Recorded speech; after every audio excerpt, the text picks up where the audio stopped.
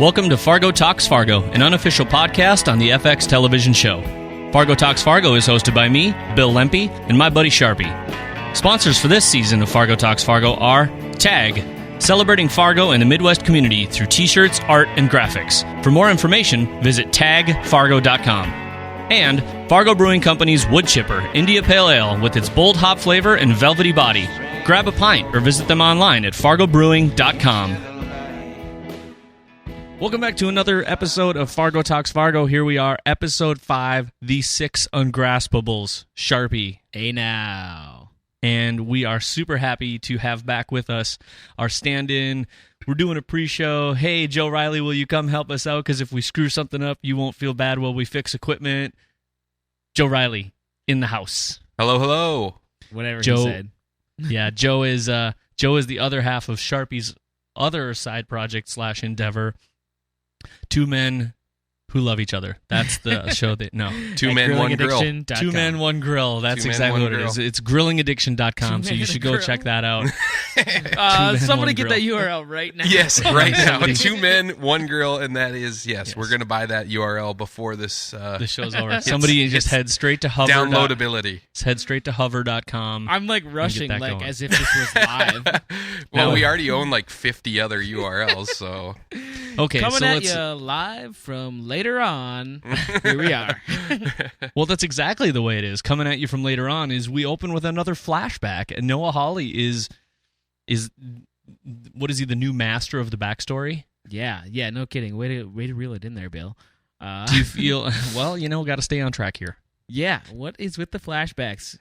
Is it just? I'm kind of sick of them, to be honest. I mean, it does give us some insight, but I always feel like flashbacks are kind of cheap. They are, but I mean, they serve a purpose. They're kind of the same thing as like some of that like empty dialogue you sometimes find where it's like these characters tend to give too much information and explain things in dialogue to the other person that other person clearly knows, but they're doing it for the audience's sake. And I think that so many people, I think a lot of people forget that these are TV shows and you sort of have to suspend reality a little bit. Yeah, sure. I mean, I get that. But sometimes I feel like a flashback is like a magician doing his tricks, but asking you to like close your eyes or turn around while he performs them. So like, I'm going to make this rabbit appear out of thin air now. Turn around, grabs the rabbit, puts it on the desk. Okay, turn back around. Oh, look at my magic trick. It's like they're just making you turn away so that they can trick you. And I don't know. That's my take on it. To this point, though, a few of the flashbacks I feel were important. The flashback of Frozen Panties guy, who I have taken to calling him, we had to know about that because that's the scene. That is Molly's case. So we had to find out how she's getting to where she was. And so we got to see just a little bit of what he had going on. So that's a necessary flashback for me. Actually, and maybe we're calling it by the wrong name. Maybe it's not really a flashback because a flashback tends to be, somebody else's memory flashing back. Sure. Where in a lot of cases, we're not flashing back to somebody else's memory. We're flashing back to a different time period. We're time traveling. We're seeing what happened parallel to stuff we've already seen. We're not sure. We're not seeing it through somebody else's memory, so it's technically not even really a flashback. I think it's less flashback. It's more. It's just not chronological. Exactly. It's more the way they've designed to reveal the story. Right. Yeah. And there's certain things at the beginning of the story that they keep you interested in the story because you don't have that information yet. And then as the story progresses and you get to know the characters better, I feel then they choose to reveal certain aspects of the storyline and the plot. And then you go, oh, that's the money or that's the ice scraper. Right. It's like you think like you're this genius. And like when I heard you guys doing that and Sharpie had that theory, I was like, damn, he beat me to it. And then after I like listened to a couple other things online and stuff, there was a few other people out there floating that same idea. And I was like, oh, maybe they purposely set that up. Oh, yeah. Like you actually look back at it, and it's like it's just sitting there paused on the ice scraper for like 5 full seconds, and it's like, maybe I'm just a moron. Okay, so I'll play baby devil's advocate, because I agree with both of you that we don't need to call them flashbacks, but it's the easiest thing to describe them. So whatever, we'll agree. There's a word for it. It's disjunct. It's disjunct time shifting, but the thing I'm thinking about is, okay, so why are they showing it to us? And I don't know if they need to show this, but the only thing I can think about is it's not just a.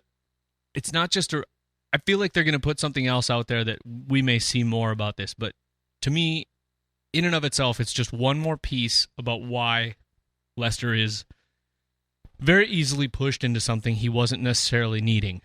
The dude was looking for a pair of socks, and he somehow ended up with a shotgun. He gets his nose busted. He wants to get it fixed. He has a conversation with a guy about what happened, and next thing you know, he's getting somebody's murdering somebody for him.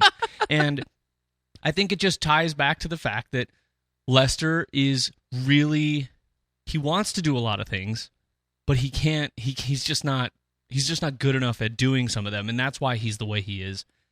And maybe that's what that's all about. Is it's just reestablishing. And a lot of people can relate to that. He gets talked into things he doesn't necessarily want, and that's the deal. I mean, like, who shops for socks and gets a shotgun with pinhead shells? By the way, hey Joe, $55 seems like, and that's a cheap shotgun. Okay. That's a cheap shotgun. I'll say that. That's a cheap shotgun. I don't know the quality of that shotgun, but then I actually... That's what I was thinking. I thought of it, and there was 2 things. I looked at it, and one, it had... the end of the barrel looked as though it was a more expensive... It had than $55. Yeah, it had a modified choke. It had chokes in there. Yeah, you saw the chokes in the end. Those are threaded chokes. Those are usually a more expensive or newer model, I should say, shotgun. But then on top of that too, I was like, well, it fired. $55. It fired. I don't know. It may have been a $55 trigger pull. Yeah, right. How do we know that guy wasn't just trying to get rid of a hot weapon? Right. That's true, yeah. I think that could have been it. Bringing it back a little bit, a flashback of our own here, but you bring up, how Lester kind of, broke his nose, goes to the hospital, and he just, happens to have this conversation with a hitman, and all of a sudden, next thing you know, Hess is dead. Throughout this series so far, Lauren Malvo has been so methodical in everything he does, and absolutely every base is covered, and he's setting people up, and he's putting things in motion. But the one part I still can't ever seem to understand is, why did he take the risk of killing Hess and getting involved with Lester? Right. It doesn't make sense. That's the only thing that doesn't make sense. And maybe they'll reveal that. A man who's so calculated, who could easily bypass this entire situation. Is it like that? Is that how he truly is? He's just like dancing around on... It's his natural instinct. Yeah, but it's not, because look at him with Stavros. Did I say that right? Stavros, Milos, Stavros. Yeah. You look at that situation, and he goes up there for a job, and I don't know still, if he had the whole time in mind that I'm going to cross this guy over, or if he was actually going up there to take care of this ransom situation, or how that whole thing unraveled. But you look at how he's taking control of that situation and is making it work for him. And same with the situation with driving through Duluth and getting caught by Grimley, the world's worst cop, by the way, on the planet. He's getting there. He's getting there. But not getting to be the worst. I'm saying he's coming around. You see how creative Lester can be with setting people up and playing this game of chess. It seems... Lester or Lauren? Lauren, sorry. Okay, because I was like, Lester sucks balls at chess. That guy couldn't play checkers against himself. So unlikely that he would take a risk, like talk to somebody like that at a hospital and then just, but at the same time, I guess that shows his malice, his, cool under pressure attitude, I guess. I don't know. Maybe what he's doing is it's the kitten with a ball of yarn thing.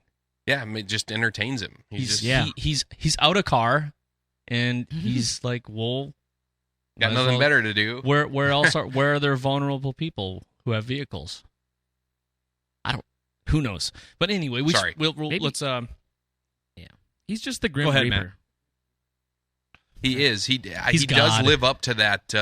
He's God. He's playing He's with just everybody. kind of Everybody's supernatural. Barely float. He's just floating above everything, kind of passing through, seeing who's gonna get it, seeing who's not. He's got that Kaiser Sose thing going on, where it's like, is he real? I know he's real, but these people, they know who he is, Grimly, and or they think they do. Molly, and all, well, but they at least know he's involved, and Lester knows he's involved, and these guys now from Fargo know he's involved, but at the same time, again, like Grimly brought him in, it's like nothing's gonna stick. And we can get into some of this as we go through the recap of the story, but everything that he does is going to work out in his favor. As far as like Lester, he's the one who had his hands on the shotgun, brought it down. He's the one he went shooting with his brother, so he's going to have gun residue on his hands, when they eventually start pinning some of this on him, I think. I don't think they will. Malvo's going to be able to basically get away with murder, I don't think the show will work properly if Molly and Malvo don't have a showdown to avenge Vern. It's too huge of a loose end. Right. It's just too big. It would be like, oh, let's just, I don't want to spoil another show. Oh, screw That's it. It's true. fine. It would be like in the end of Breaking Bad if Walter White just goes walking off into the distance and is like, well, gonna go set up in San Jose now. Right. You would be like, fuck that. That shit is not gonna happen. Yeah. He's catching all his breaks now, and they're going to eventually end, I think. Because all the other pieces are lining up. And why are they lining up? Well, because Lester and Wrench Numbers are in jail, so that's the end of our flashback time travel. Which is exactly where I wanted to, get started with the episode, because that's right where we left off last time, and I was so excited for this interaction. When they opened with that wheat field or barley or whatever, I couldn't see it close enough. I was like, no, you cannot screw me over on this. Yeah. I need to know. You can't have him just sitting on that bench, just sweating it out and not letting me know and just cut ahead. Yeah.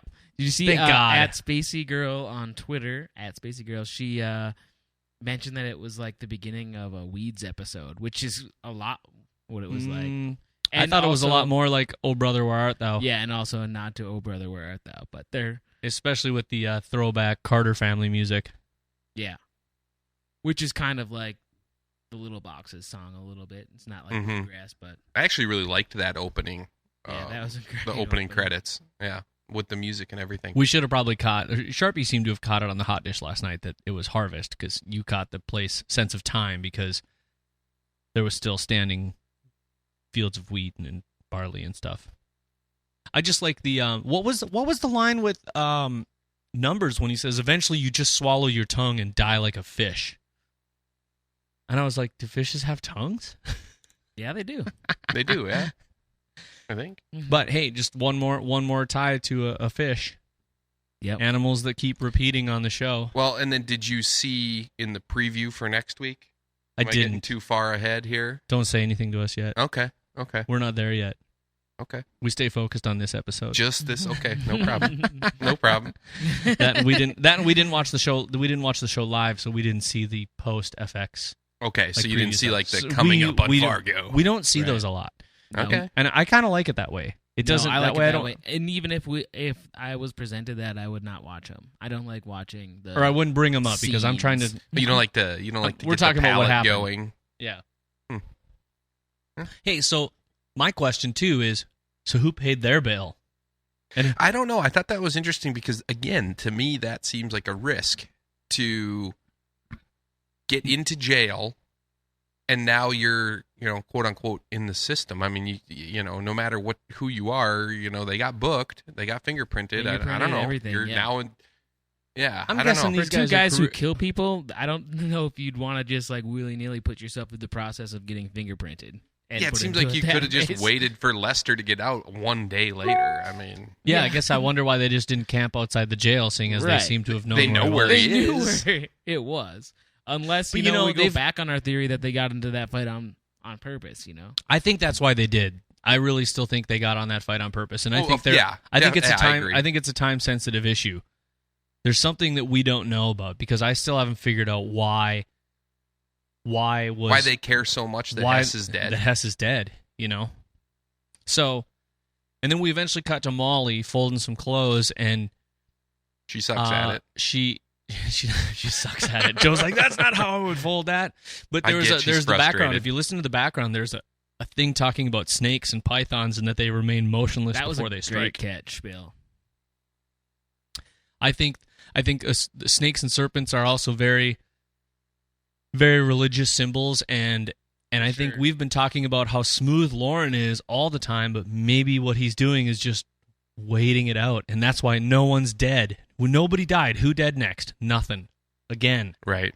Well, somebody's dying next week. I know that for sure. I think there's going to be a flurry of some stuff. Absolutely. It's going to be shootout at the OK Corral style. This next week, somebody's dying. 5 episodes left. That's it. And I have a couple ideas of who I think it might be. Save that. I'm gonna save it for who dead next, though. So Molly finally just says, "No way around it." It's almost as if she's just she can't take it anymore, and she's just gonna clump her boots right into Bill's office. I just forgot Bill's last name. Oswalt. Bill Oswalt's office, and she goes in there and gives him a little what for, and I like the idea that he's gonna. I kept thinking it's the heating up. He's beginning to heat up. He's NBA Jam. NBA Jam. He's on fire. He's just all over Stormwatch, but that slow progression, which it's like his gears are so much crappier than Molly's that she just like has to stand there and slowly like draw dots to dots, and then like she should have taken the whiteboard and just taken it all together for him, but he fills in enough gaps. And how about they've got the deputy sheriff there in his office with him, trying to like keep his attention with the snowplows and stuff. Man, it just seemed like such a real scene. Oh, it seemed like such a real scene, though. I go through that all the time. Like, you'll be at work and talking to somebody, and somebody else will come in and just, oh, hey, by the way, whatever. And it's like, I'm doing something here, like, come on. Yeah, but Molly had a valid point. This was obviously more important than the weather that was not currently happening. Now, a few episodes from now, when they don't have all 3 trucks that they need, someone's going to die because of that. Because they couldn't get them plowed out. One with a baby plow on it. Oh, man, we just got the baby plow. Yeah. Damn it, we should have... Oh, Lester's going to be caught behind the baby plow or something. Playing chicken. But everything was really... Everything was really lining up there for a bunch of stuff. I feel like this show is all about lining the dominoes up completely so you can just start picking them off. Yeah, I think big that time. At least the end of that scene, I think the end of that scene was very rewarding for everybody. Like, everybody loved that. Like, Bill people like, finally coming on board. It's just like, Jesus. Oh, God, yes. Release! Bill finally had his first breath of fresh air out of pulling his head fully out of his ass. Yeah. Finally let him color in the book with outlines. Yep. I feel like Bob Odenkirk's doing a really awesome job in that role, by the way. Yeah, because he's believable. Because at the same time, that's a police chief's job, too, is to tell, his... officers, look, even if this is the case, we can't just go pulling a Grimley here and arresting people without evidence. Right. Grimley is now an adjective. Yeah. Lock that shit up, You don't Grimley. want to pull a Grimley, okay? Yeah. Technically, I guess that'd still be a noun. Unless you were it would be Grimley. You're getting, don't Grimley this thing. He Grimley'd it. Yeah. Oh, God. Not another Grimley. Yeah, he Grimley'd it. Oh, terrible. I got a terrible case of the Grimley right now. But you talk about a guy who Malvo's got his number. Holy smokes. He sees that guy coming and going, knows where he's going before he gets there. That's true. And I think this is a good time for us to quickly take a break here in the show. Yep. And we've got people that make this show possible for us that help out with defraying some of the costs and buying Matt drugs. Mm-hmm. And I'm just kidding about all that. They help make this show possible, and we could not do this without Tag. Who's Tag? Is Tag. You got to go to Fargo. Tag. Jeez, I'm TagFargo.com. Tag Fargo. You got to go to Fargo and then get on the internet. We got Netscape You can Navigator only up here, access folks. their website from Fargo.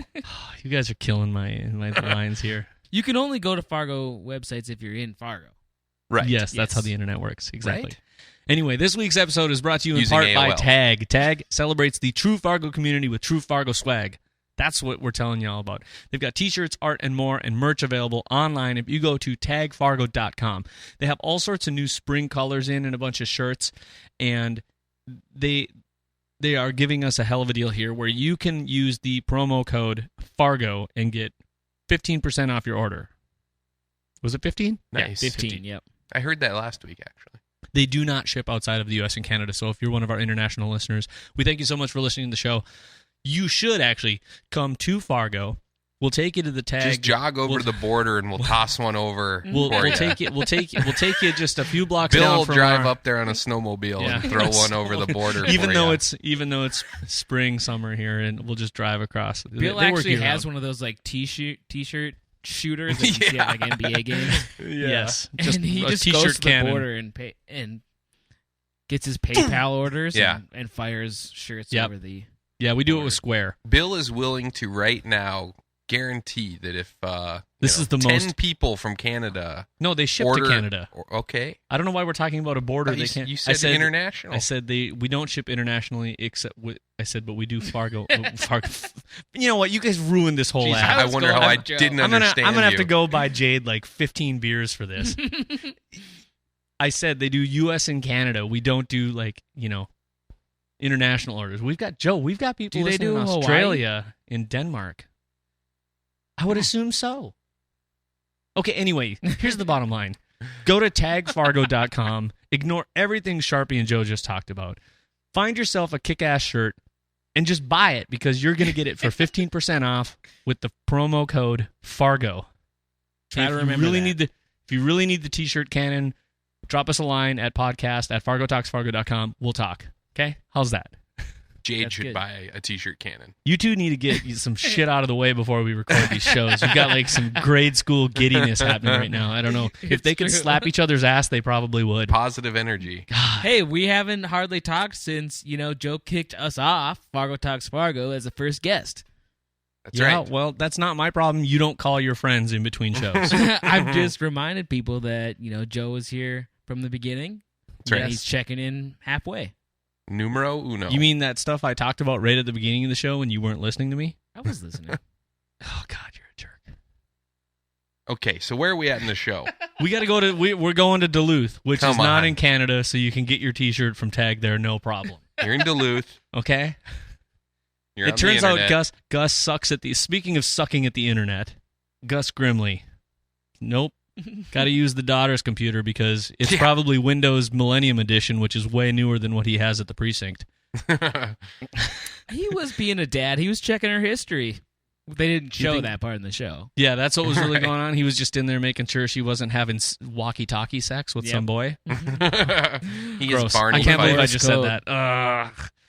So, but he got no. We're Gus realizes that Lauren's like, why is he still in town? He's obviously here for a Right. reason. So he's putting his own piece together, or his perception of what he sees is happening, Like and doofus. he's so he's Well, and he's almost got the wires connecting because he's going, why that corner? he Why even is he thinks on out that loud corner? like Yeah. a total moron. And you just want to be like, he's But on he that was corner here. because On the street. you know he Gus- knows you're going to be there. here's You the know? deal. Gus Grimley's lips move when he reads. I guarantee it. Right. Okay, He breathes through his mouth all the time. but obviously the He's a package that Frank. mouth-reading lip mover.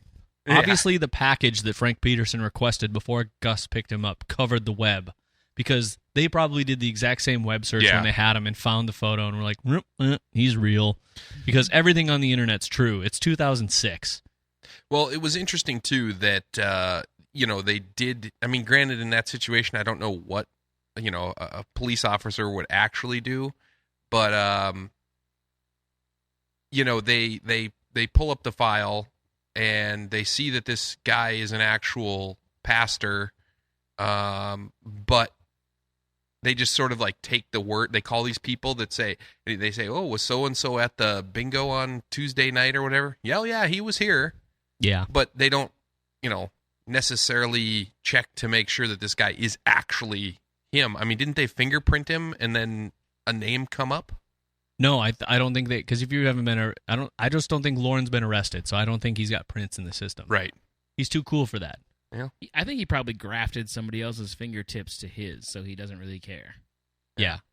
Well, either way, so Gus is on the search. I guess they'd be Lauren. still his fingertips. Lauren is also on the search for a police scanner and some other goods. That's a great scene. Let's take a listen to that scene because, as I said on the that Hot guy's Dish, a good actor. Whoever plays the drug dealer police scanner guy. The selling drugs and electronics equipment out of a stark white van labeled liquor in Duluth. Hey, I kind of want that van though. By the way, like with the drawer in it and like the full setup and TVs pretty and kick-ass stuff. It's pretty cool. Let's take a listen to this here. Do I look like I want a pink police scanner? I don't know. Could be a gift for a lady. And in your experience, police scanners, is that a gift ladies get wet for? Had an aunt once. Owned a riot shield.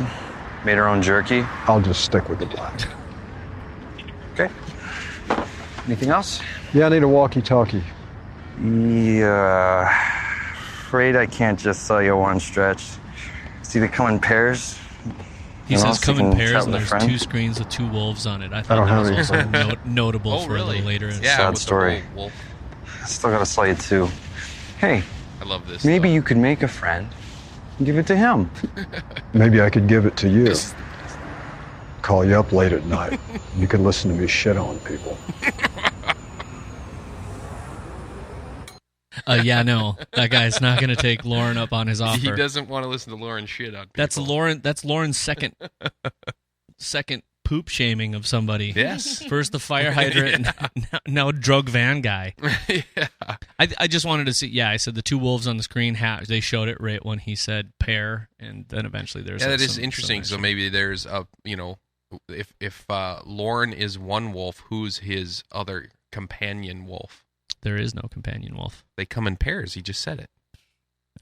Yeah, but we're gonna skip ahead if we're gonna talk about the wolves that started No. wrong. That's that. We'll get the to one that. wolf killed the other wolf. One thing I wanted to In that true. story. I wanted to talk about how I absolutely love when Lauren shames someone and it's really funny, like that guy, and he does it to Chump all the time, and well, who knows you're at the pet store? My mom, and then he goes. Do I sound like he goes, your mom? Well, do I sound like your mom? And then he goes, no. And then he goes, okay, well, let's figure this out. He's then. he's it's questioning like his answer even.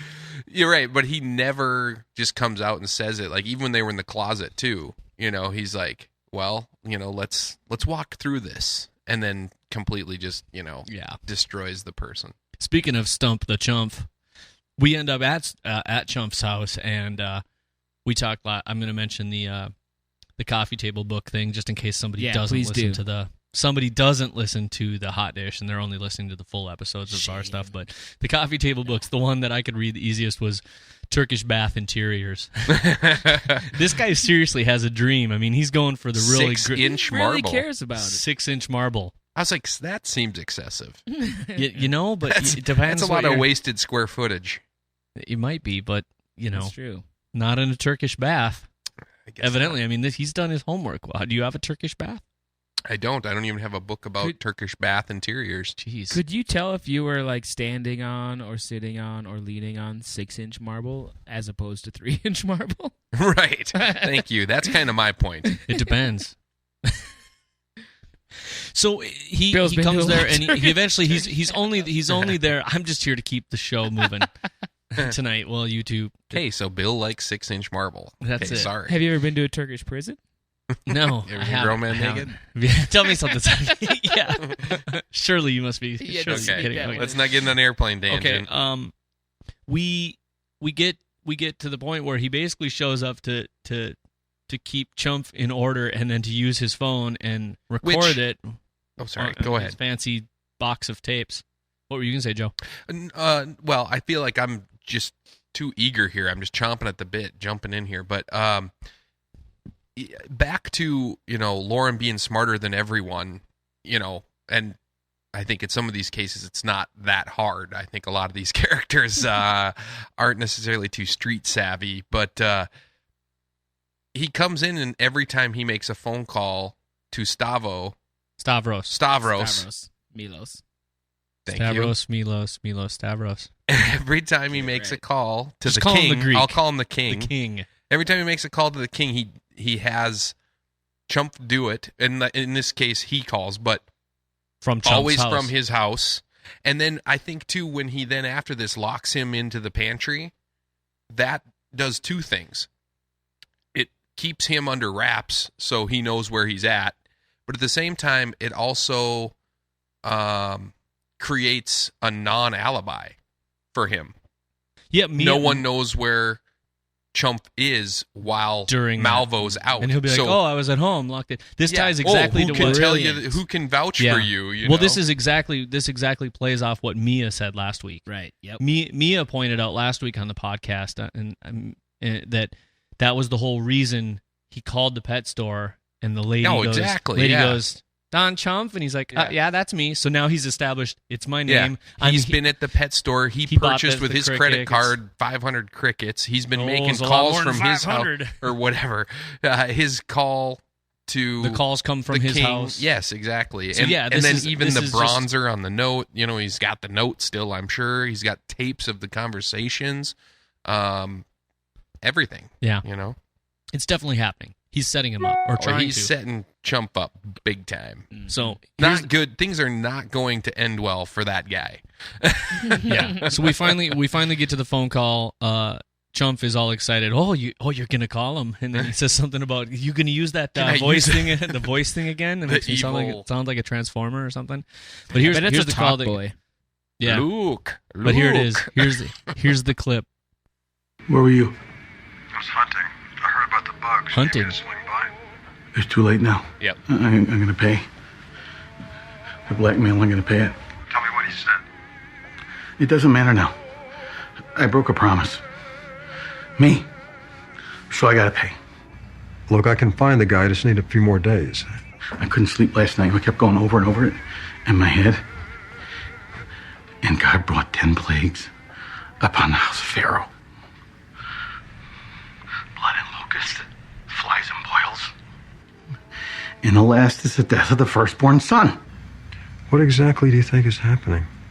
The firstborn son. It's book of Exodus. God is watching and he knows. Knows what? I told Semenko take Dimitri someplace safe till this all blows over. He thinks I'm crazy. You think I'm crazy? We're only as good as the promises we keep.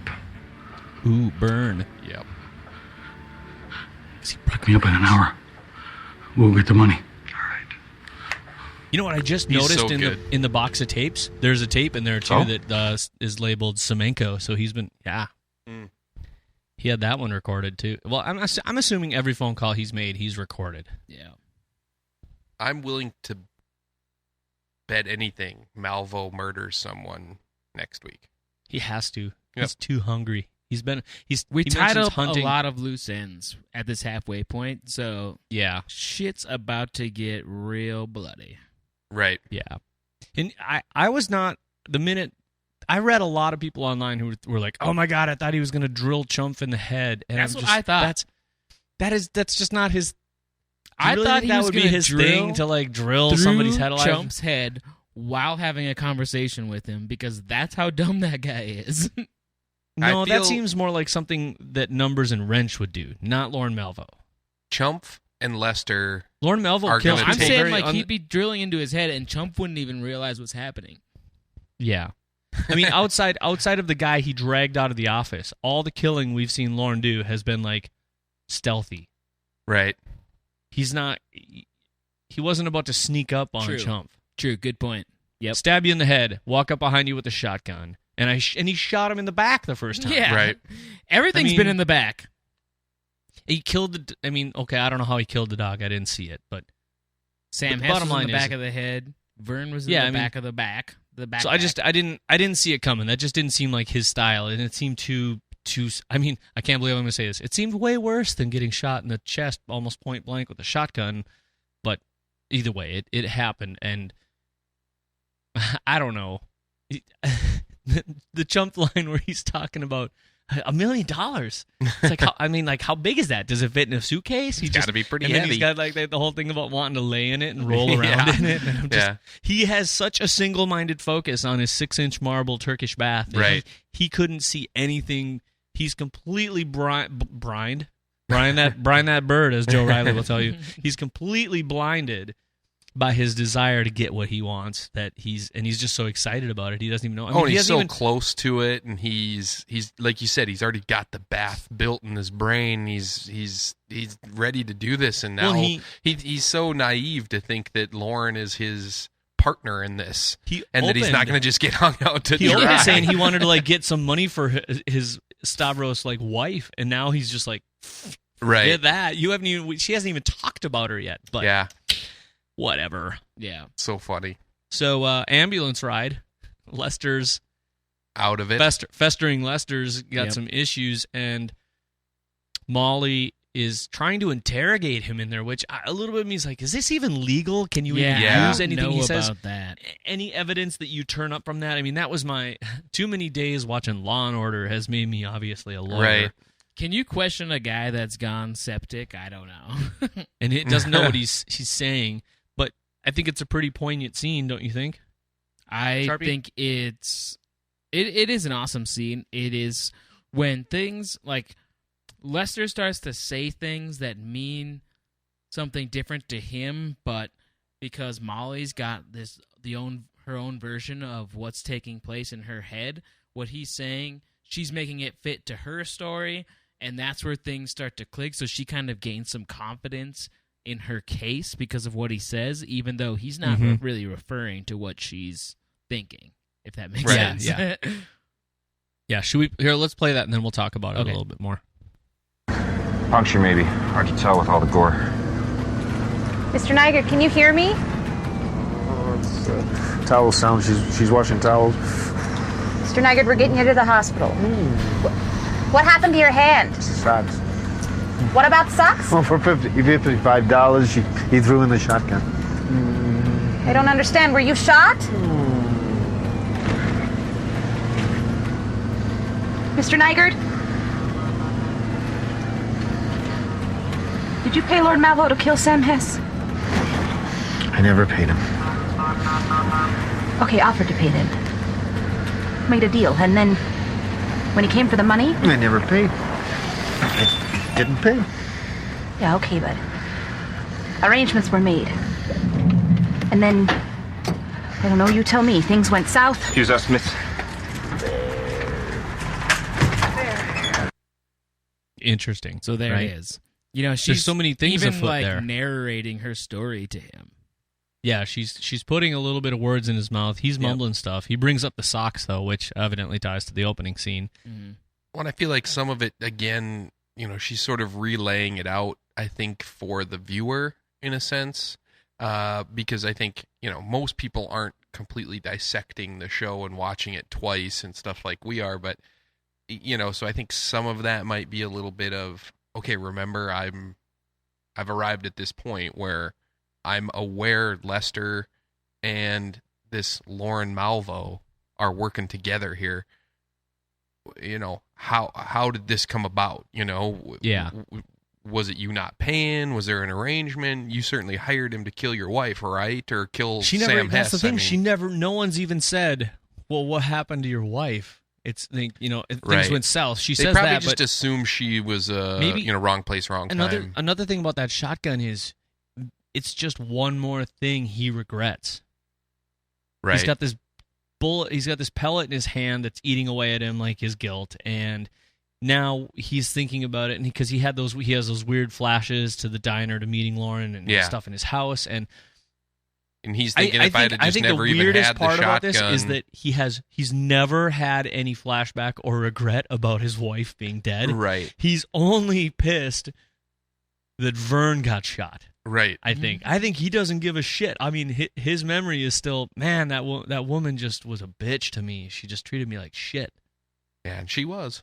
So that's the thing. It's the shotgun, and I got the money for it, and Lauren, and there's no deal. I never paid for it, and he's just. If he could have done that in his state, he probably would have just been like, ugh, God, what the hell? But either way, I saw her talking to him. I'm like, what are you going to produce from this? Mm-hmm. She's supposed to be the smart cop. Well, she did sort of deduce that he did, in fact, have some kind of a... Like, that's the first time he's actually admitted, not whether it be, admissible or not, that he had some involvement with Lester. Yeah. I don't even know if he's coherent in saying that, but in her mind, she's getting him to say... Lauren. Well, I never paid him. I never paid him. You know, like... So that scene happens, and then I don't think it's that important right now. We do find out that Numbers and Wrench get some information, possibly from some Bemidji cops who has a slightly Irish accent, but I don't think it's real important to the discussion tonight. The bottom line is that they've got the information they need from jail, and they're working on it. Yep. And I think we'll find out more about that in another episode. I think some actors' Fargo accents just sound a little bit Irish. Yeah, they do. I don't think we need to read into the... Yeah, we definitely don't need to read into it like he's some sort of Irish guy. No, I don't think he's an Irish guy. It just it just happened. So, yep. So then we're back in Duluth with Gus, and he's drinking some hard stuff, some milk or something. Yeah. Him and the rabbi neighbor. Or whatever he is. Well, he's clearly the guy who drives the mitzvah tank. Mitzvah tank, yeah. Definitely. So he's some kind of a rabbi or what, he's got the parable. Nobody in Duluth closes their curtains either. Yeah, apparently not. Yeah, his wife nor him. Yeah. I feel like when he asks him that question, he's talking about Molly, and I can't decide. I think it's a mixed message on purpose. Which question? You can't, when he talks about her, he says the question about, when he eventually gets to the whole, what if you knew somebody was doing something. Mm-hmm. Yeah, anyway, but when he talks about Molly, he calls her amazing, and I think it's a point that's mixed on purpose, that you can't decide if he's talking about her police work or her as a person. I think both. He's talking about her as a detective being amazing, and I think clearly they've set that up as a romantic, relationship. At least until Lester and Gina get something going. Yeah, or until Grimley gets the axe knocked off. Unfortunately, I don't think we're going to see that happen. You don't think so? Either. I don't think so, no. Nah, I don't think that Noah Hawley's going to leave his daughter just an orphan. No, I don't think so either. I think that's too harsh. Yep. I don't think Gus will die. He'll get shot or injured. Oh, that could be. He'll get shot or injured, and he'll have a blanket over him, and he'll be in the back of a fire truck, and Molly will be consoling with a blanket. You talk a blanket wrapped around him. It'll be the complete reverse of a typical final scene in a movie where the guy saves the girl from the evil villain. It's going to be Molly saving Grimley from Lester. Picture the end of Die Hard 1. Molly is Bruce Willis. Right. Yes. McClane. Yes. That's probably, her name is probably Molly because it is a tie to McClane. Yeah. And Lauren is the weird Swedish villain, who wants to take over the world or whatever. What is his name? The blonde one, you mean? Or you mean the dude from Nakatomi Tower? Yes. Prince of Thieves, yeah. God dang it, why don't we know his name? He was the sheriff of Nottingham. Yeah, it was. This is terrible that neither of us remember. He's from Harry Potter. He's from all sorts of movies. that guy as the sheriff of Nottingham. Not like Snopes or Snipes. Oh, yeah. Snow, he's Professor Snape. Snapes. God, why are we talking about this? I've never seen such Harry a rat Potter. hole. What? What's wrong with you? Right. Oh, God. gosh.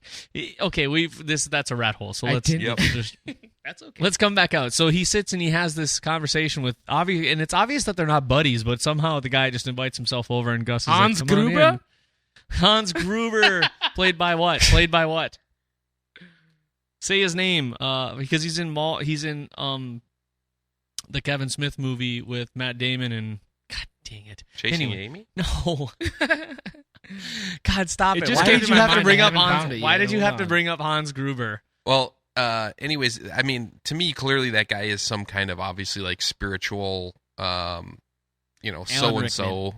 Alan Rickman, Because he is like trying to guide Gus. That guy gives shitty advice. I know that. He tells a parable where the end is suicide, and I didn't even think about that until Carmela sent me an email about it. What parable ends with somebody offing themselves? And the lesson is the world's the world's a terrible place. Fuck it, give up. I did find that the lesson to be learned in that parable was really, really dark. It's because it's not a that parable. one man is basically naive to think they can solve the world's problems. But then, like Gus says, he's like, "Well, God, don't you at least try?" Yeah, he says, "Yeah, but you got to try." That's the thing. Gus won't give up. And right, but I mean, like, who's satisfied with that? Like, well, world's a shitty place. I might as well drive my gas guzzling, carbon emitting, beast of a car and waste water and use plastic and not recycle and screw my grandkids. The world sucks anyway. So. I'm never gonna cut rings in the pop tops. I'm gonna let Yeah, I'm gonna let a dolphin. rebel. I'm gonna let a dolphin die in that. I think Sharpie, you were gonna. There was something you wanted to bring up from this whole scenario, right? Yeah.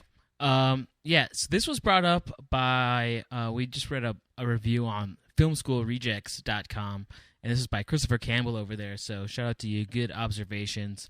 The story, the parable is told by that Jewish guy. He did not like this episode, by the way. What's that? The gist of it also, just before you get to your point, was he did not like this episode at all. He called it an unfathomably weak mid-series. Right. Yep. But he I makes think there was a lot of catching up great to be points done throughout the article, and I'd recommend it. We can put the link in the show notes.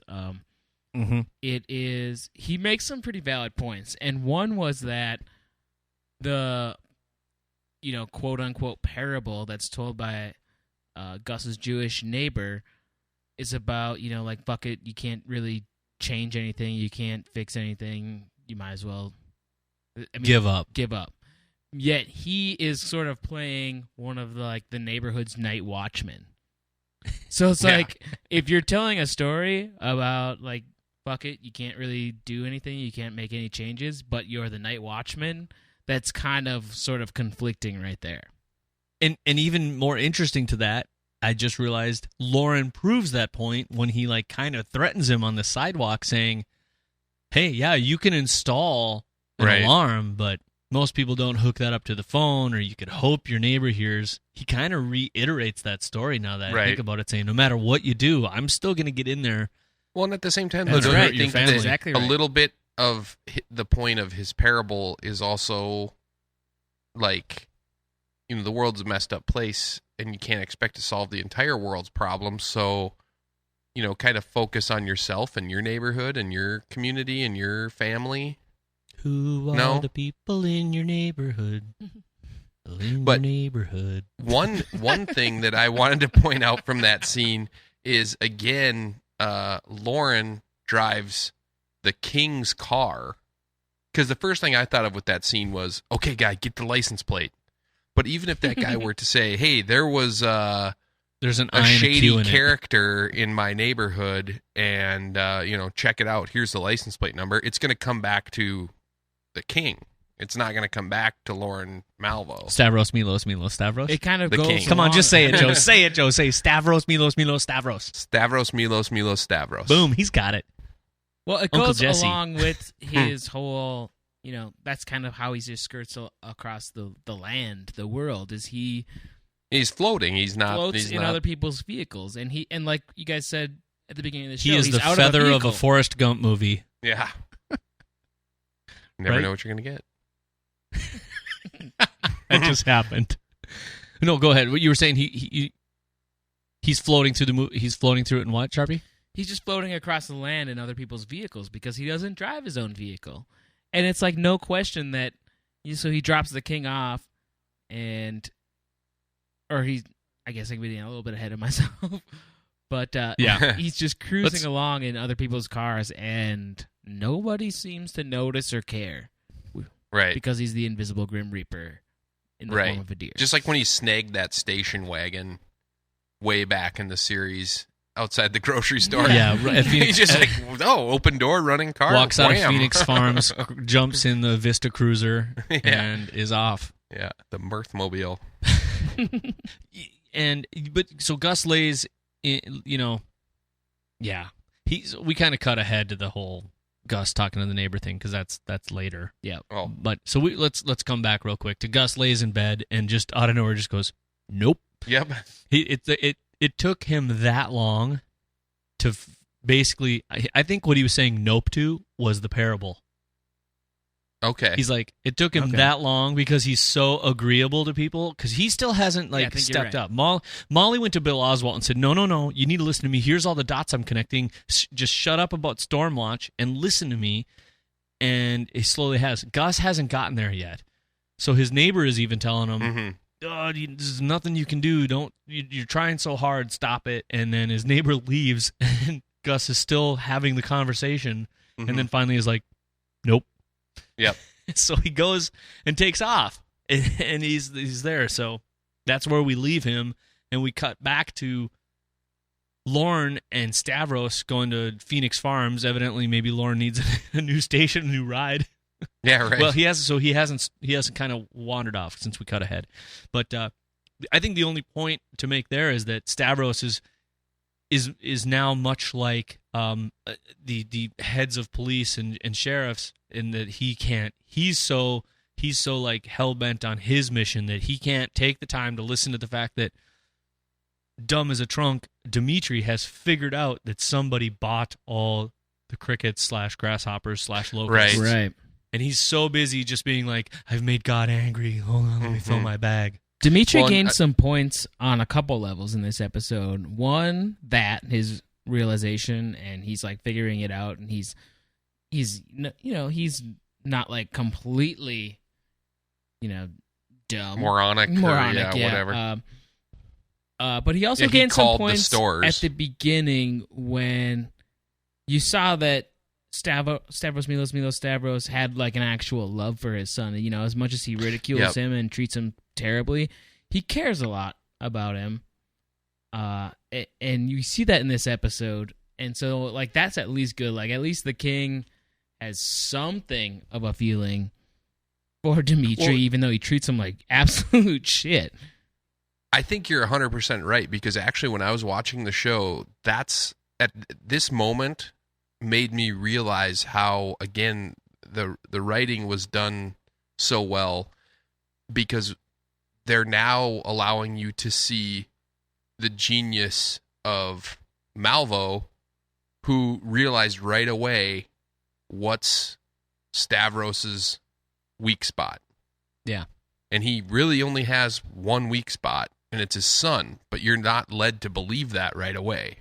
No, not at And all. then now you see that, hey, his as dumb grocery as store this and kid his is, legacy and are as not hard, his. Yeah. and as hard as he is on this kid, at the end of the day, that's the most important thing to him. It's more important than money and anything. And you kind of think back to that scene when he finds the money and he's desperate, and it's his son Dimitri that's going to freeze in the car with no gas, and he's got nothing left but this son that he needs to provide for. Yeah. And then the money magically appears, and the money is the same thing now that might cause him to lose his kid again. Yeah, absolutely. It's a pretty good turnaround to him driving and finding the money and being nobody, and to coming all the way back around to family first for him. Right. Yep. Hey, and by the way, did you guys ever cover the fact that the money isn't like supposed to be the exact money from the movie? It's just kind of like a nod to that, right? Must be. No, it's the exact It's money. the exact money. It can't be though. Why not?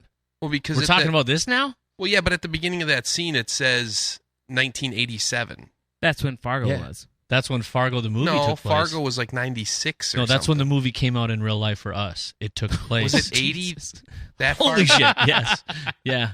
That's why else would there be a Cutlass that looks that shitty in 1996, Joe? Yeah, but I'm trying to think though. 87. We don't want to go down this road, Joe.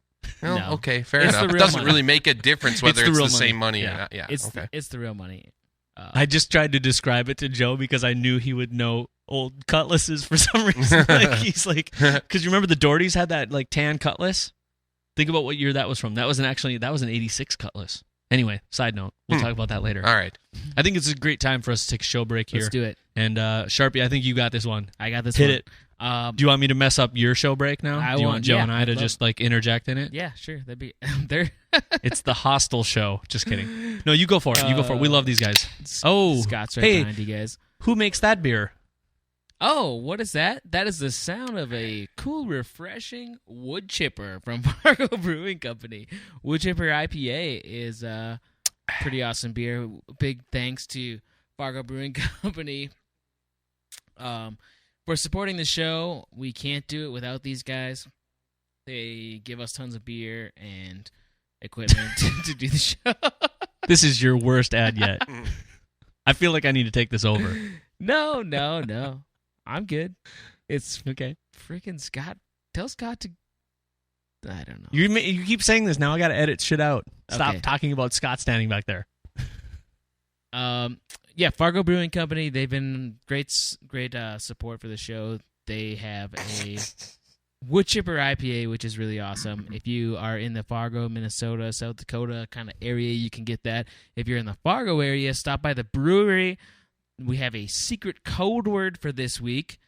The code word is Rome. So if you are in the area, you can stop by the tap room at Fargo Brewing Company and say the word Rome for this week and this week only, and get $1 off a pint of beer. So that's pretty cool. And their Hey, now. their tap room is located in their brewery on the corner of University and 7th Avenue North. If you've never been there and you're listening to the show, or in fact, if you're listening from anywhere outside of the brewing area, totally come here. They're Yeah. open Saturday. They have tours. It's fantastic. Visit downtown Fargo. You won't regret it.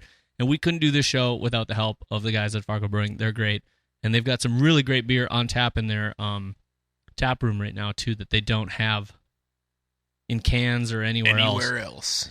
Because they've got the 1.21 gigahops, which is like they're just, oh, God, I saw it's the so other day good. they that is just had a the new one, double too. hopped IPA. Yes, and Didn't they have a double? they've got a bunch of stuff going on. Or You no, should- what's the? Nothing. It's the one that- nothing is more black. or No, whatever? now it's there's one that is Day at the Beach or something like that. I just saw it because No, it's you're wrong. Craft Brew Week, and this is the one they did with coconut in rum barrels. It was Awesome. it. There was one that was nothing more black or something that was because it's the line from Spinal Tap. Well, they don't have it anymore. It's so black, there's nothing more black. None more black. None more black. Black, always a good color. So here we go. Let's Airplane move. and Spinal Tap worked Airplane both and of those Spinal Tap. in to the episode Yeah, tonight. this is ridiculous. You can't even fold it. It's finger sandwiches. So we end up coming back to Stavros and Lauren, and they leave his place, headed to make the big payment, and Lauren gets in a big kind of chat about bringing back up his St. Lawrence, which very interesting to me because he was playing all these angles to get him to pay the money. Mm-hmm. And yet, even in the fact that he's getting it done, he still needs to pester him about his religion, and then they have this conversation. I'm going to play the clip. I don't. Well, I'm saying the Romans, raised by wolves, they see a guy turning water into wine. Well, they do. They eat him. Because there are no saints in the animal kingdom. Only breakfast and dinner.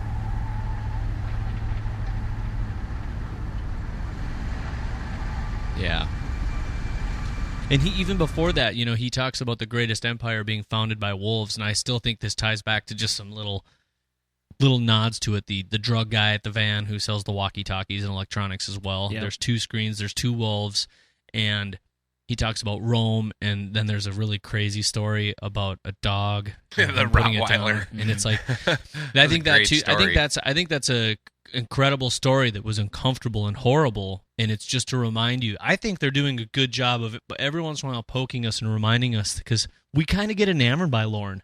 Mm-hmm. Well, We're like, oh, he's so dark and whatever. It's like, oh, look at Don Draper, what a crazy guy. Mm-hmm. Oh, well, let's just forget the fact that he's a total alcoholic who's shitty to his wife, bangs girls and leaves them, and like is totally damaging his children. But goddamn, his hair looks good. well, I mean, if you look at, I think that's what Not I love Lorne, about Lorne, so not Lorne many Malvo. new shows. It seems like more often now you see these main characters of these Love the really Enemy. good television shows, that are so dark, and they're actually horrible people. Yeah, like Chris Brown. But yeah, right. But exactly like Chris these Brown. are modern day Chris Browns. Right. Except but I mean, in real life, you hate Chris Brown. But look at but look at the Dexter media just and epitomizes him. so many of these other characters. Breaking Bad, you're cheering for a meth dealer. Yeah. I mean, if that, you know what I'm saying? I mean, you become. It's so much more interesting these days to not have the cookie cutter good guy always win. Mm-hmm. And in a way, we were talking about this earlier. I can't remember if it was earlier on the show or if this was before the show when we were talking about who we think is going to get killed and all that. And you were talking about how you couldn't see, Gus getting killed or Molly getting killed. And I think that's the, quote unquote safe route or, typical route. But like part of me sees Lauren as the one riding off in the sunset. Yeah. I mean, Lauren's setting everybody up so well and knows everybody's move before they do, with the exception of Molly. I could see Malvo being the... And if he did ride off into the sunset... sausage sunset. And if he did ride off, I'm with it's you, the buddy. wood chippers, man. Tell If us he what's did going ride on off in into the- Sharpie. What's going on in Boulder right now? What's going on? You're not in your normal town. Are you? If he did ride off into the sunset, would you be upset? No. Yes, I would. No, I I would be think that's a upset. fantastic No, you ending. wouldn't. He'd be leaving in the same way he entered the series. Yeah. In a shitty mid-90s 4-door sedan just riding off into the Nobody abyss, wants to hear a story you know? about, like, in the end, it's like, look, it's Jack the Ripper. He's got a fistful of cotton candy and a hooker on his arm. Look at that beautiful ending to this story. No, you've got it. Shit's No got Country for Old Men. You know, you have I mean, a little bit of a point there, but this is TV. I think This is not I think It's a TV. very, This is a No, new you're right, genre. it's not TV. This is a long movie. Yeah, and that's why I think too that they're looking to do something that clearly they want to do what's not expected. Yeah. And I'm not saying maybe they want us to think that Malvo might be the guy who gets away with it. Yeah. I mean, in the end, I can't imagine a different ending than having Molly be the one to figure this all out and get everyone arrested and whatever. But before that happens, I know Malvo's going to kill a few more people, and I think he's going to kill them this. Or he's going to get them to kill each other. Exactly. Okay, so we got to start running towards the light here, the end of this show, and I'm only saying that just for you guys so we can do this. So we get to the Grimley residence, but we haven't talked like we normally do about the show title, which is The Six Ungraspables. I'm really lost on this week. I'm not going to lie. I saw a lot of people talking about The Six Ungraspables and some tie back to some Buddhist things, and it's like all the five senses plus the mind, and et cetera, but I read a great article from the City Pages, which is a Minneapolis publication by Tatiana Crane, and we'll put a link to that in the show notes. And I read this one really early. This is like one of the first articles I read after the episode. And she wrote something that I was just like, how did she put this together? I'm kind of confused because I tried to find a couple other people that said this and I couldn't. But she's reminded about a completely different parable that involves six things. And something that is ungraspable. I mean, grasping something is, putting your hands around it, being able to wrap your head around it. So it's basically if you look up Blind Men and an Elephant, you will find a story, and there's a very famous one. It's really old, and eventually got turned into a poem by John Godfrey Saxe, who died in like 1887. So, I mean, like, this shit, the other shit's way older than that. Here's the quick rundown on it. 6 blind guys all end up being told to describe an elephant to each other, and an elephant is huge. You cannot hold an elephant in your hands and say, I've got this. Here's what it's like. There's some smooth parts here. The bottom line is each of them touches a different part of the elephant and describes something completely different. Oh, I'm feeling his sides. He's strong like a wall, and he does this. And then there's another one that grabs his leg and is like, he's sturdy and has a pillar of this, and there's a tusk, and he's a warrior or something. And the bottom line is that they argue over who's right. Here, I'm just going to read what she says. The blind men argue over who is right about his perception, but unless they agree to trust each other, they won't be able to, quote unquote, see the elephant as a whole. And I think, and then I have to just read this because I'm not going to say this better than Tatiana does. She says, we've got 6 people connected to, and there's strike through this next part. The elephant in the room, it's a joke, haha. Malvo, 6 people connected to Malvo. He's the elephant, right? So Lester, 1. The hitmen, they're 2 for the purpose of an entity because they're a pair, so they're 1. Molly, Gus, Milos, and now a reluctant Sheriff Bill. They've each seen a different side of this predator. Remember those shades of green from Eating the Blame.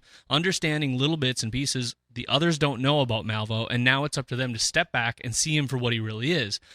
Only then can someone catch this sly fellow. So they all have, like, somebody's got his leg, somebody's got his tail, somebody's got the tusk, somebody's touching his ear, somebody's doing this. Exactly. They have all these things, but yet without their collective knowledge and agreement with each other that they're on a path together, they can't actually figure out who he is.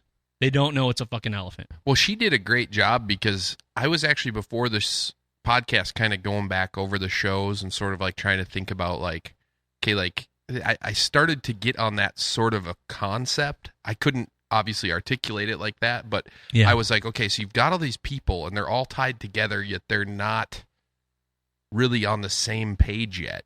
You know what I mean? And the only thing missing from that is I don't know how we'd fit Chump into her analogy. Yeah. But I certainly don't think he'd be one of the 6 because he doesn't need to grasp anything. I think he thinks he has a full grasp on the elephant, but he's a blind man. He's clearly a blind man. He does not see his impending doom. Something. That fucking guy is going to die. He might not die because it only works out if he lives. Because it only works out if he lives, right, exactly. He is going to take the heat on a lot of stuff. Yeah. Like I said, it doesn't look good for him. So that's my take on that. And I don't know if you agree or disagree, Sharp, because I had to share this with him like 5 minutes before we started recording. And I think the logic is brilliant. I have no idea how she came across that. I don't either. We might reach out to her and see if she wants to come on the show because cool. I seriously haven't found anyone who I don't, and maybe I just didn't Google correctly. Google. I just don't. I don't understand how she picked that up because I saw everybody else talking about some Buddhist other stuff, different stories, and whatever, it happened. Cut right here. Sharpie, are you there? I'm here. What just happened? Shit. Your picture went away. Bring it back, and we'll just keep talking here. I'll pick up where I left off. I'm trying. As soon as you guys showed up, everything broke. Tell them to turn their phones off. They're eating up all the shit. Turn your phones off. Turn your phones off. We're wrapping it up. You're eating shit. So we get to the Grimley residence, and Sharpie and I commented last night that the skyline of Duluth is incredibly more fantastic. I saw that. I was like, that has to be Minneapolis, right? No, we decided it's just Calgary. But no one around, outside of people from Duluth, they're going to be fine. Right. Molly and Gus have a phone chat, and I think I just said they just made a crime date. Yeah. That's the only thing I could think. Junk, junk, Law and Order style. And the mitzvah tank guy and Lauren talk, and he calls him a nudnik, which I was like, yep, he's got to be the Jewish guy who owns that now officially because he just called him a nudnik. I picked up on that, though, when they first had their conversation in the house, only because I just got that real, like, spiritual guidance, and I think that's a stereotype of a rabbi, but go ahead and Wikipedia mitzvah tank. There's a whole thing about what mitzvah tanks are. They're all over the place. Okay. I do want to know what. I wish if somebody listens to the show and they know Yiddish or Hebrew or something, at the end he says like Hayalaya or something. He like almost curses Lauren out in what I could only assume was like Hebrew or something else, and Yiddish, I couldn't even begin to know how to spell it. But so Lauren kind of threatens the guy. He gives him the Grimley. Yeah. He doesn't pull a Grimley. He gives him the Grimley. He does. You've got kids.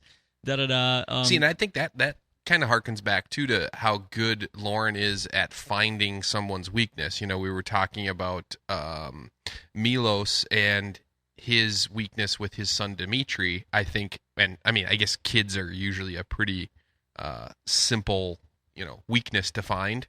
But don't you think that that's just one more, example of him being able to isolate someone's weakness? Oh, absolutely. Yeah. And use it to his advantage. I saw a lot of people saying, "Oh, now he knows where Gus lives." Right. And a small amount of me was like, "He already knew." Well, you like, watch him watch hard? it, and then he sees like the light. But, like Lauren doesn't know how to operate the internet or a phone book. Right. Well, clearly he does because he got his picture on the internet somehow as that preacher or whatever. But so we go back to the hospital where I was.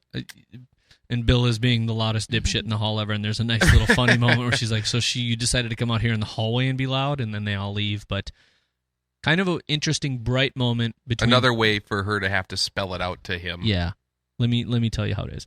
Another bright moment is because earlier in the night we found out that Ida had her baby and named it Bernadette, and there is a moment where Ida is realizing that the only person she understands to be competent is Molly. So when Molly shows up, they talk about the baby briefly, and then she's like, clearly no dummy yeah, either. She says she something can tell that she's like, just take care of it. Her only hope is Molly.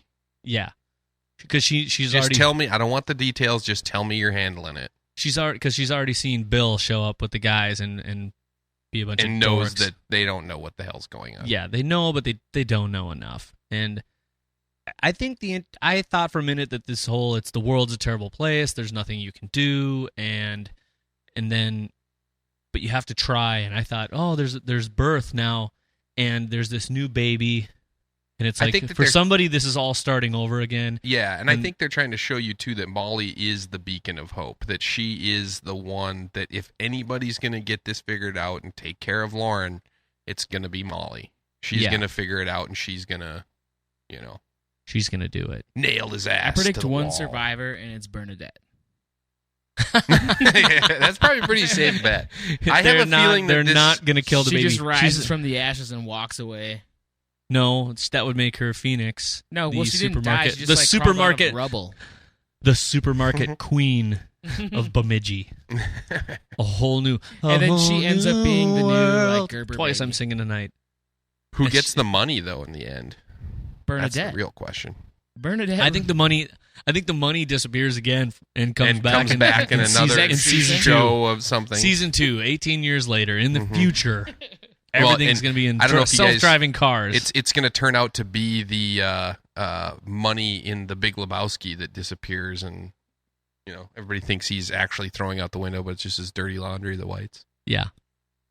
So she peeks in on Lester, nothing happens, and the show ends. Yeah, but she does creepily give this maniacal, very ominous, little Kathy Bates checking in on James Caan. And Lester's just in there, just like a little kid who knows he's supposed to be awake, but his mom opened the door, and he's just sitting there like, oh, fuck, I'm just gonna pretend like I'm sleeping, and I'm not, but I'm gonna just don't move, and she might not know, Okay, so let's do this. Let's do Who Dead next, so we can wrap up. Joe, we'll let you do the. No, I'm just now. Joe has seen things. He watched the preview for next week, so I feel like he might be tainted, but we got to let him do it anyway. Joe, if there might be multiple people dead next week, right? So why don't you tell us who you think is who dead next first? Well, I am predicting multiple dead next week. I'm predicting at least. We just want the next one. 2 minor characters. At least one character that we don't know is going to get killed. I just have a feeling. And there's a little bit of foreshadowing in the preview for next week that you guys haven't seen. Okay, I'll just ask this right now. Is it Key? I mean, Key and Peele are probably going to show up next week. You don't know for sure if it's Key and Peele. You do see a little bit of a flash of Lester in a little bit of a physical altercation. They could, and wouldn't that be token for a show? You know, the two black guys finally get in the show and they just kill them right away. Two black guys get on Fargo and then they die in the first episode. Immediately in that episode. But no, I'm not predicting that. At first, I was going to say that I think Chump's going to get it right away, but then I got. But now you can't because that would ruin everything. He can't be a dead scapegoat. Yes, exactly. He's going to be scapegoat. Because then so he who can't go killed out. him? I'm going to go it's not way out on a limb, but I'm going to go out on a limb. I really don't think it's going to happen for sure, but if it does, and then I'm going to look like really smart and cool, I'm going to pick Grimley. Gus, he's gone. Kill him. Definitely not. I don't think it's going to happen. Nobody wants a daughter without a daddy. The King could be dead. The king's just going to die of a heart attack. Gosh. Ooh, I think for my Who Dead Next, I'm going to go with Mr. Wrench. They're going to catch up with him, and they're going to get into some sort of thing, and one half of that relationship is going to. I actually thought bite the bullet, and it's going to be the deaf guy, and it's only going to be the deaf guy because Lauren kills people from behind, and he won't hear him coming. Yeah, well, and then like I said in the preview for next week, you do see Lauren in a little bit of a struggle with someone. You can't necessarily tell who it is. Is he wearing a 1970s like fringe jacket? No. Yeah, you didn't see a bunch of tassels flying around in that. You can't see the tassels flying. He's, I think, maybe strangling with something, so it could be a leather tassel. But I think that's a really good guess because also those two now have figured out that Lauren is... They knew who he is, why they want to get him, and what he looks like. Exactly. They got the information. And they know where who he is. And they know where he is. Yes. So I think that there's going to, at least at a minimum... The hunter Lauren being hunted. And the two guys from Fargo will be meeting. Okay. And I think you got a good one because obviously they're going to kill off the deaf guy before the guy who, I just wanted to say it because they won't hear him coming. I think. Okay, Sharpie. All right, let's do this. Sharpie, who's your According to who's Joe's your Who logic, Dead next? either the deaf people, the mute people, or the black people have to die. Yeah, right. Or the really dumb kid, maybe. I don't know. Okay. Just because he's dumb. So lame. Now that Joe's offended most people, Sharpie, who do you think is dead next? Not how many people, just like who's like gonna die next? Bernadette. Yeah, not who lives next. Who is it, Sharpie? I hate just throwing people under the bus. Well, get it done. Who do you want to see die? Yeah, how about that? Fine, I'll give you an out. Who dead next? Not who should die next. Who you want dead next? I'm gonna go with the deputy.